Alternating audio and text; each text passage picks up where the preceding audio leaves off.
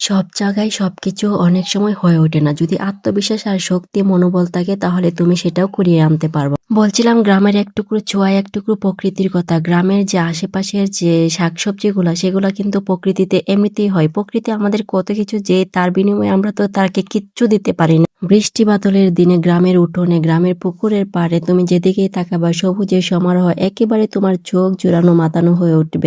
নিজের উপর আত্মবিশ্বাস আর মনোবল যদি ঠিক থাকে তাহলে তুমি অসম্ভবকেও সম্ভব করতে পারো। যে শহরের মাটিতে এক টুকরো মাটিতে এরকম সবুজ ফ্রেশ শাকসবজি পাওয়াটা খুবই টাফ। পাশের বাসার আন্টি এই শাকগুলা লাগিয়েছে, তার কাছ থেকে আমি নিয়ে এসেছি, তো একদম ফ্রেশ আর কতটা সবুজ, মানে কোনো অংশে কম না। যাই হোক, অনেক কথা বলেছি, আমি তো শাক প্রেমিক মানুষ, শাকসবজি পেলে আমি আর কিচ্ছু চাই না। তো শাকগুলা এত নরম ছিল, আমার এটা কাটতে জাস্ট অসাধারণ লাগতেছিল, কি বলবো গাইস।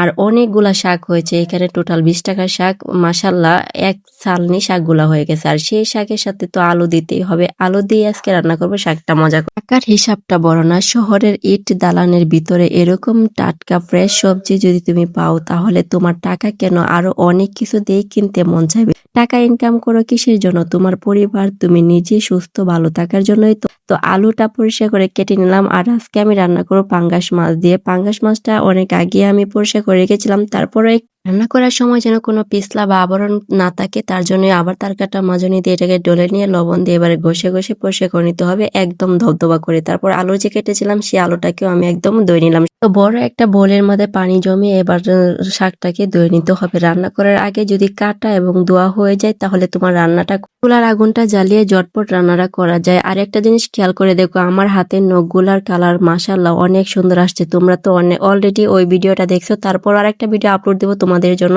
এবার এখানে আমি লাল টকটকা যে কাঁচামরিচ সেটাকে কেটে নেবো আর পেঁয়াজটাকে কুচি করে নিতে হবে। আমার মা সবসময় বলতো যে শাক রান্না করতে হলে বেশি করে কাঁচামরিচ দিতে হবে, শুকনা মরিচের গুঁড়াটা অনেক বেশি কম দিবা, তাহলে শাকের কালার অনেক বেশি সুন্দর থাকবে। তো আমি একসাথে মশলাটা সব উঠিয়ে দিয়ে বাগার দিয়ে এটাকে কষানোর আগে আমি উপর দিয়ে মাছগুলা দিয়ে দিব। আর আজকে তরকারিতে আমি তেলের পরিমাণটা কম দিছি, কারণ এখানে পাঙ্গাস মাছ যেহেতু, আর পাঙ্গাস মাছে অনেক বেশি চর্বি থাকে, এটাতেই কাবার হয়ে যাবে তেলটা। তো কষানো হয়ে গেলে আমি অর্ধেকটা শাক এখানে দিয়ে দিব। শাকটা একটু জর্জরে করে দিতে হবে, জর্জরা করে যদি দেওয়া যায় তাহলে আর এটা জট লাগে না। তো আবার ঢাকনা দিয়ে ডেকে দিব। 2 মিনিট পরে ঢাকনাটা সরিয়ে শাকটাও সিদ্ধ হয়ে অনেকটা কমে যাবে। এবার এটাকে একসাথে আলুর সঙ্গে নাড়িয়ে দিয়ে বাকি যে শাকগুলা ছিল সেটাকেও জর্জরা করে দিয়ে দিব। এভাবে যদি আঙ্গুলের সাহায্যে জর্জরা করে দেওয়া যায় তাহলে রান্না করার সময় তোমার এতটা প্যারা লাগে না, আর শাকও কোনো জট বাঁধে না, একদম পারফেক্ট জর্জরা হয়। সবগুলো শাক একসাথে নাড়িয়ে চাড়িয়ে দিতে হবে যেন ডাটাগুলো সিদ্ধ হয়। আর তার সাথে তোমার সাথে একটু শেয়ার করি যে